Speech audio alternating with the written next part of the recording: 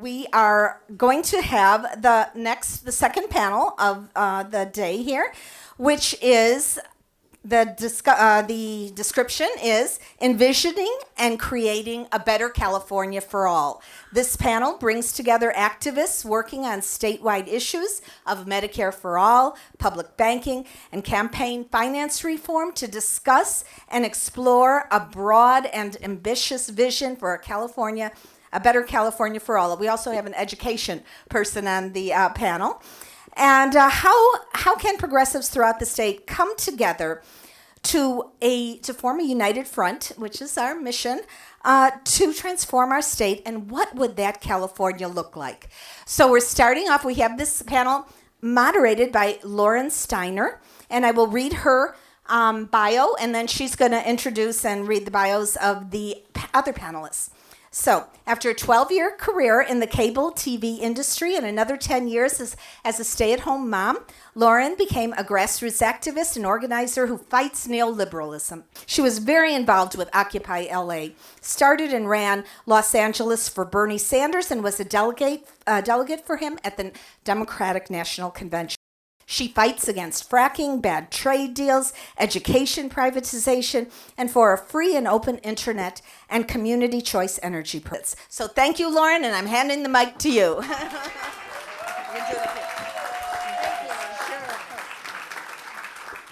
So I want to thank Gail and the rest of the Interim Steering Committee for putting together this amazing event this weekend, and I'm very excited to be a part of it. So I want to introduce, these are all activists that I have worked with, and I'm going to start right here with David Jetty, and he is a financial analyst, a consultant, and an activist who is working to establish public banks in California.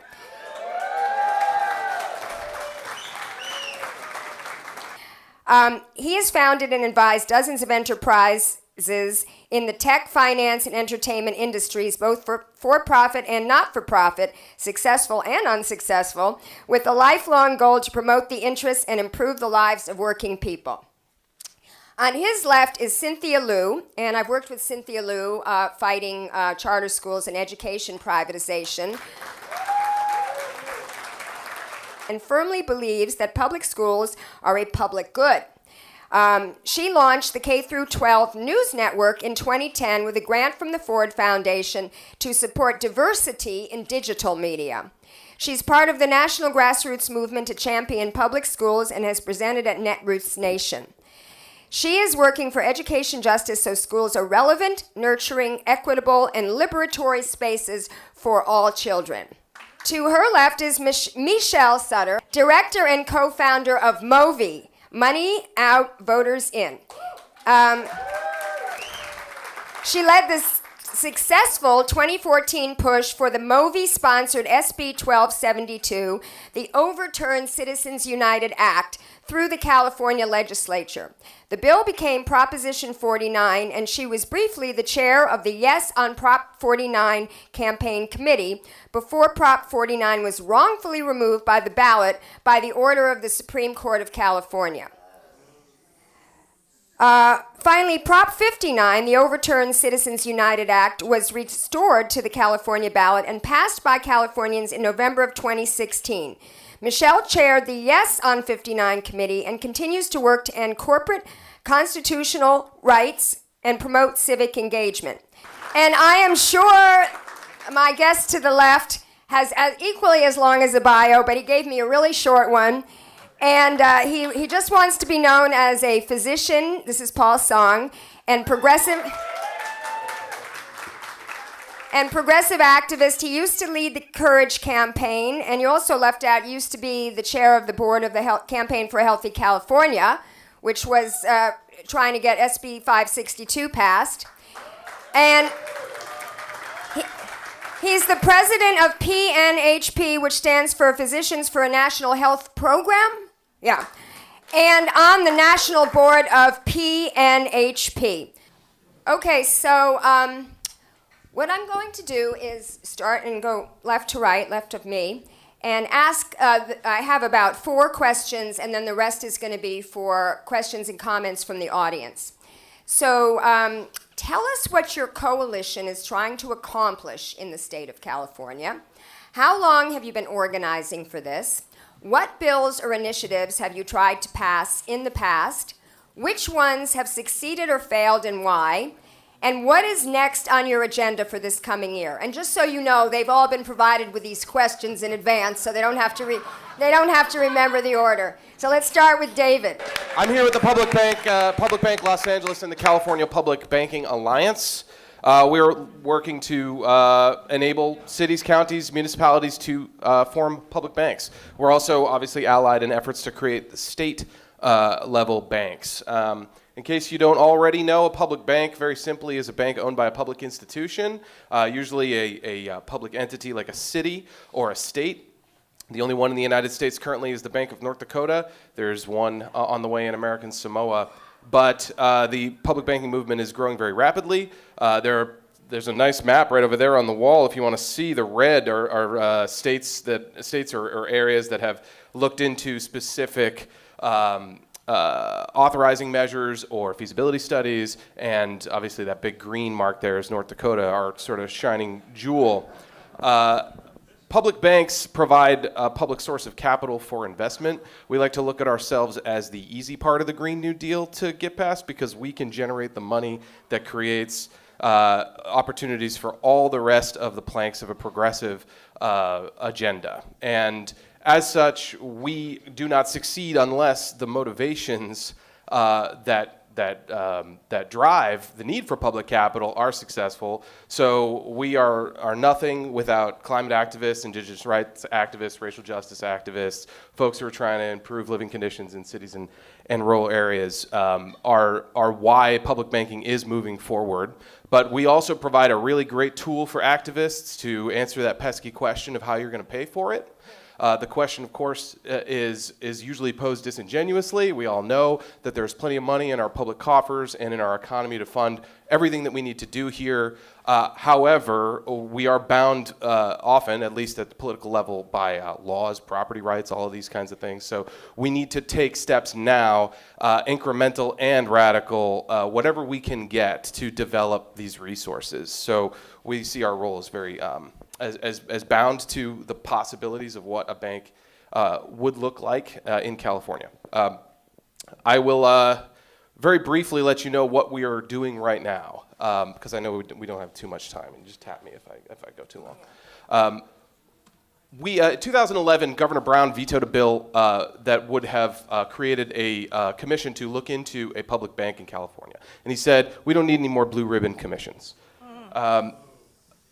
This was after years of work from public banking activists, long before I joined the effort. And it was before, apparently, there was any real impetus to explore that issue, despite the fact that they were only 3 years out after a complete collapse of the financial industry and the bankruptcy of Orange County and a number of consequences that had very real effects on city and state government. It was just a matter of years, it was just about a year and a half ago.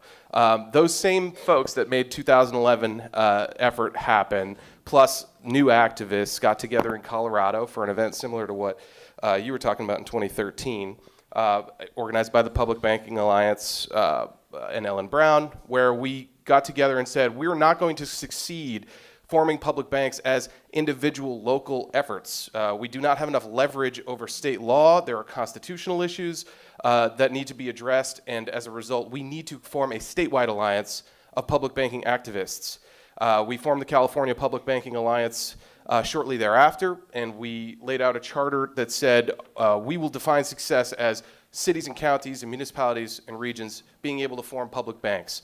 The form of those banks is up for debate. There's a lot of different ways that you can form organizations like this. And it's very difficult to get consensus from every locality. Different size cities have different needs, different credit ratings. They have different priorities as far as what the social purposes of these banks are going to be. But as public banking activists, we could all agree that there were certain hurdles in the way of cities and counties that needed to be removed. We got together, we worked on model legislation, and just a couple of weeks ago, we're able to finally announce that we had Joint authors, David Chu in San Francisco and Miguel Santiago, we're going to put forward AB 857, which is a bill to create a framework for public banking in California.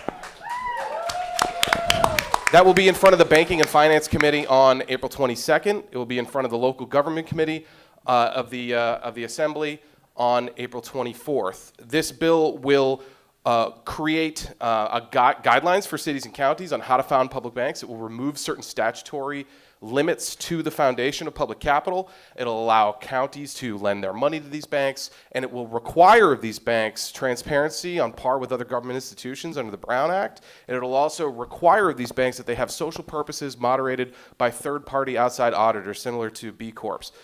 So these steps by themselves, in addition to requiring these banks to focus on local investment in new energy infrastructure, in affordable housing, in health infrastructure, that these banks will operate on a different metric of success than commercial banks.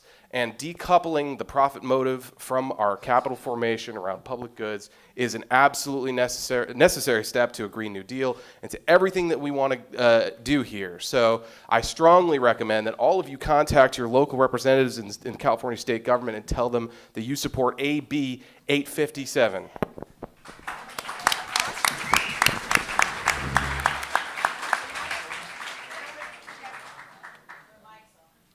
Socrates? Okay, so now we're going to go to Cynthia, and the panelists have up to 5 minutes, but they don't have to use the whole 5 minutes to answer the question, and I'll read it again. What is your coalition trying to accomplish in California? How long have you been organizing? What bills or initiatives have you tried to pass in the past? Which ones have succeeded or failed, and why? And what is next on your agenda? Okay, so I'm going to start off by saying I'm here representing reformcharterschools.org, and what you can do immediately is go to that website and sign the petition, and I'll tell you why. Do we have any people who walked the lines in LAUSD when they went on strike and maybe delivered donuts? Yeah, okay, all right. Oakland. Do we have any Oakland picket walkers? All right, okay. Do we have any people in Sacramento who are getting ready to support them as they potentially go out on strike? Yeah, okay, all right, okay. Reformcharterschools.org. There has been tremendous energy coming out of the strikes north and south.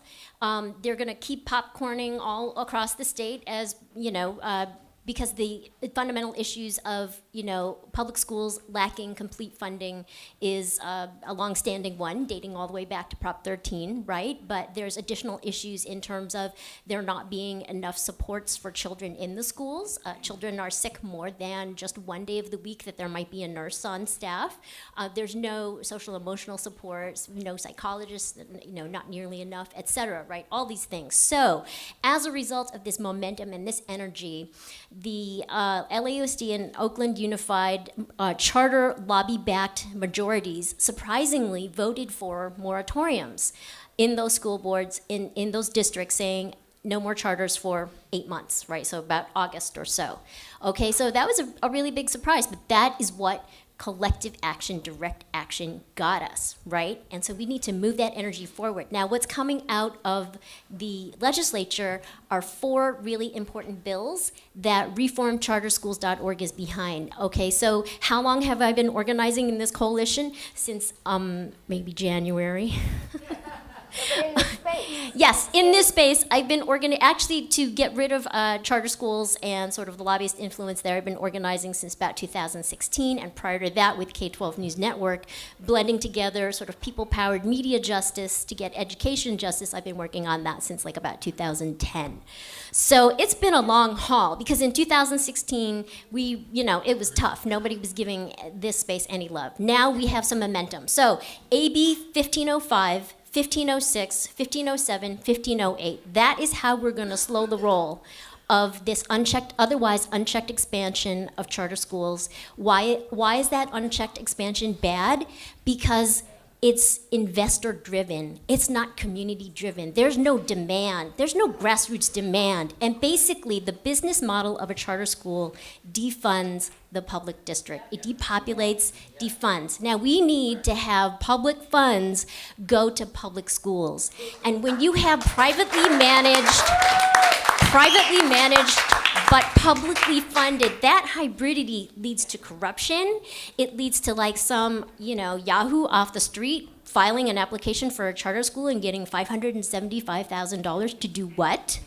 Often to close and abandon that community, right, causing more upheaval and stress, right? So these are all things that we can do right now, and we have a very small window of time to act because these bills are fast-tracked.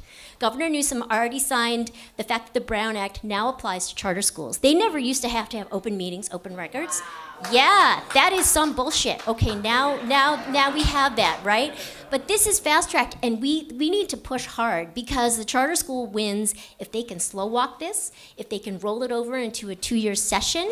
2020, I guarantee you no one's going to be talking about legislation. It's going to be the president, blah, blah, blah, right? We have until October 13th. That's the last day that Governor Newsom can sign these bills into law. So if you go to reformcharterschools.org, sign that petition. I'm mobilizing ADEM folks. Do we have any ADEM folks in this crowd? Okay, we need ADEMs all across this state to go to your assembly members and start talking this up. Yeah. And then we need the DSA people. We need everybody who's on board in every possible organization, Indivisible, Swing Left, Our Revolution, whatever it is, we need to mobilize on this. And the last thing I will say is that in terms of the difficulties, I think the problem is that education often gets kind of thrown under the bus. The last thing that people think about, we shouldn't think that.